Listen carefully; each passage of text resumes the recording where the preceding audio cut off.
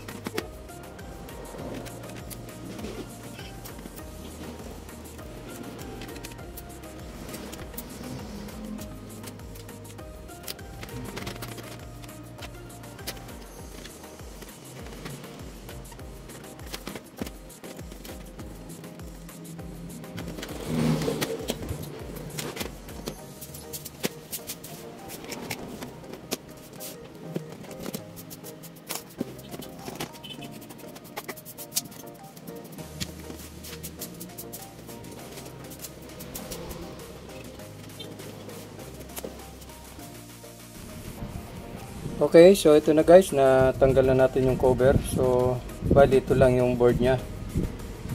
Combination. So guys, may napansin lang ako, yung mga lumubong capacitor. So, possible ito ang dahilan. So, ngayon, kapalitan natin yung mga capacitor. Okay.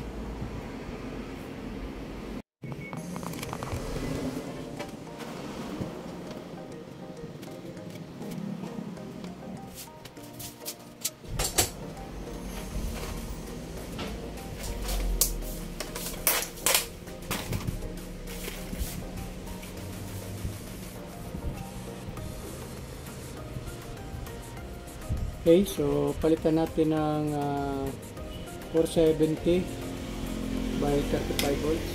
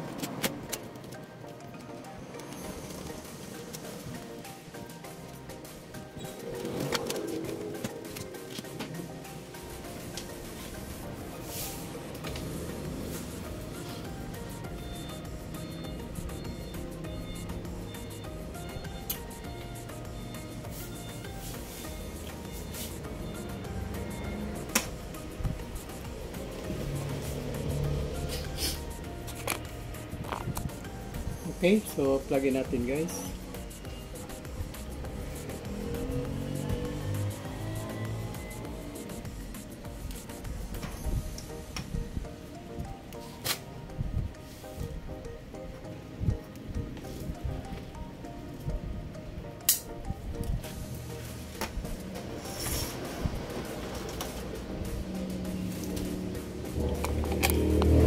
Okay. So yan na guys, oh. Normal na yung display niya. Okay. Kaso nga lang, yung backlight niya, aayusin pa natin kasi may problema yung backlight.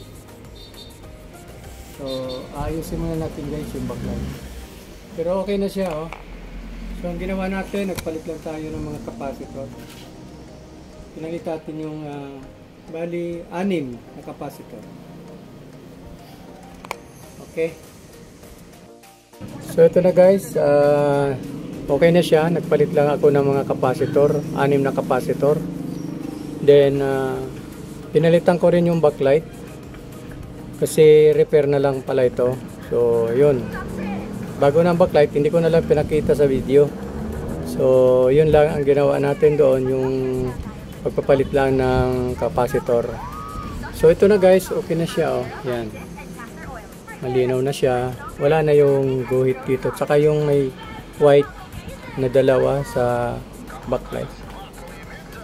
Napalitan na natin na ito ng backlight na bago.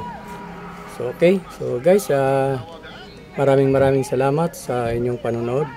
Sa mga hindi pa nakapag-subscribe sa aking channel, please subscribe and pakihit ng notification bell. Thank you guys and God bless. Bye-bye.